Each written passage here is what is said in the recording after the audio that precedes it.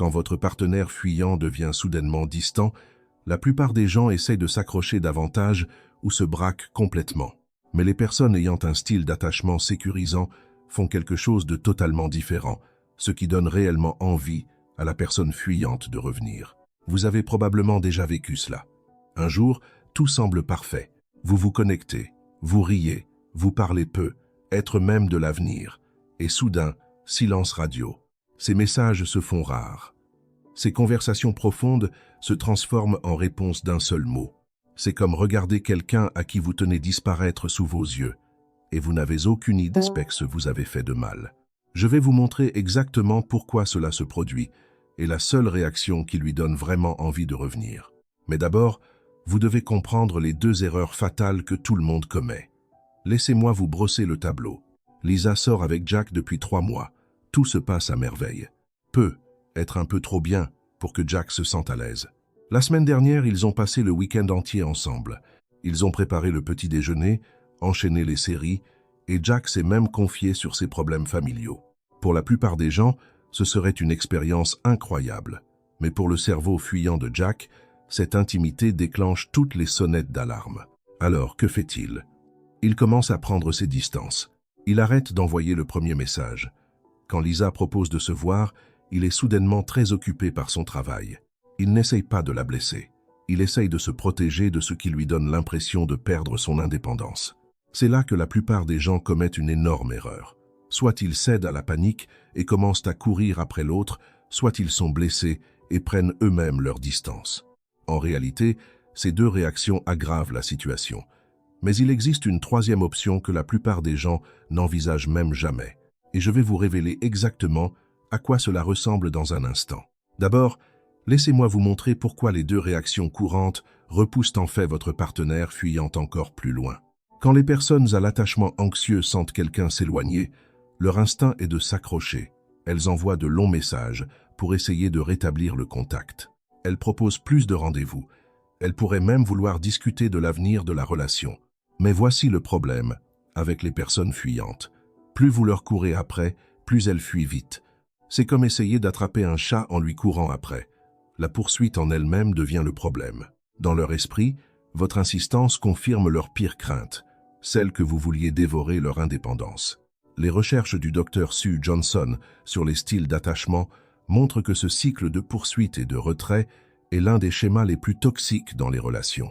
Celui qui poursuit devient plus désespéré, celui qui fuit devient plus distant, et tout le monde y perd. D'un autre côté, certaines personnes réagissent au comportement fuyant en se refermant sur elles-mêmes. Elles se disent très bien, si tu veux de l'espace, je vais t'en donner autant que tu veux. Elles arrêtent totalement de donner des nouvelles, en espérant que la personne fuyante le remarquera et reviendra. Cela peut sembler être une réaction mature, mais ce n'est en fait qu'une autre forme de manipulation. Vous dites essentiellement que vous allez lui montrer ce que ça fait d'être ignoré. Le problème, c'est que les personnes fuyantes sont des expertes de la solitude. Votre silence ne leur donne pas le manque de vous. Il confirme que les relations ne sont pas fiables et qu'elles ont eu raison de se protéger. Mais c'est là que ça devient intéressant.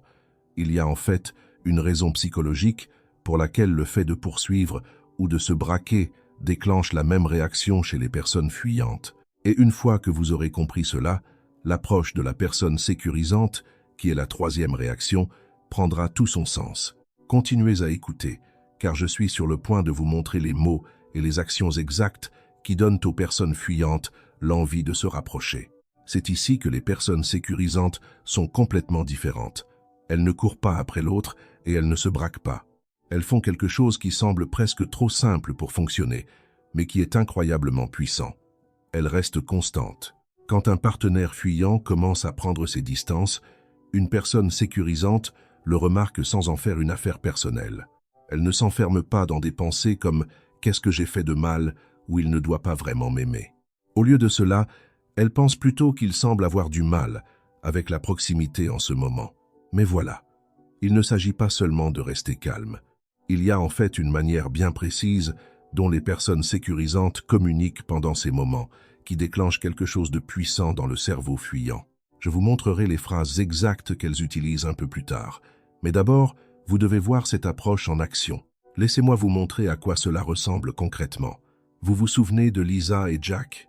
Voici comment une personne sécurisante gérerait le repli de Jack. Au lieu d'envoyer de longs paragraphes pour lui demander ce qui ne va pas, Lisa lui envoie son message habituel pour lui dire bonjour. Quand Jack répond juste par un bonjour au lieu de ses longs messages habituels, elle ne surenchérit pas. Elle répond normalement et poursuit sa journée. Quand Jack dit qu'il est trop occupé pour se voir ce week-end, au lieu de se disputer ou d'être blessé, elle dit quelque chose comme « pas de souci, je vais en profiter pour voir mes amis, diz moi, quanto horas un moment ». Cette réponse fait des merveilles car elle accomplit 3 choses à la fois. Elle ne punit pas la personne fuyante pour son besoin d'espace. Elle n'abandonne pas vos propres besoins pour lui courir après. Elle montre que vous êtes assez solide pour gérer son style d'attachement sans vous perdre vous-même. Mais attendez, il y a bien plus que le simple fait d'être constant. Le vrai secret réside dans le changement d'état d'esprit qu'opèrent les personnes sécurisantes. Cela change complètement leur façon de réagir. Et je vais vous détailler exactement ce processus de réflexion dans un instant. De plus, je vous donnerai les stratégies spécifiques et même les mots exacts à utiliser. Mais d'abord, vous devez comprendre la psychologie qui explique pourquoi cela fonctionne si bien. Les personnes fuyantes prennent leur distance parce que l'intimité leur semble étouffante. Mais quand vous répondez à leur éloignement avec une constance calme, vous prouvez en fait que l'intimité avec vous est un espace en sécurité. Vous leur montrez que se rapprocher de vous ne signifie pas se perdre elle-même. Le psychologue et Dr Stan Tatkin appelle cela être un partenaire au fonctionnement sécurisant. Vous devenez un port d'attache sûr, au lieu d'une tempête qu'ils doivent fuir. Quand les personnes fuyantes réalisent que vous ne les punirez pas parce qu'elles ont besoin d'espace et que vous ne disparaîtrez pas quand c'est le cas, quelque chose d'incroyable se produit. Elles commencent à se détendre. Et c'est là que la magie commence vraiment. Car une fois qu'une personne fuyante commence à se détendre avec vous, tout son schéma de comportement change. Mais il y a des choses précises que vous devez faire pour maintenir cela, et des erreurs fatales que vous devez éviter. Je vais vous donner la feuille de route complète dans un instant.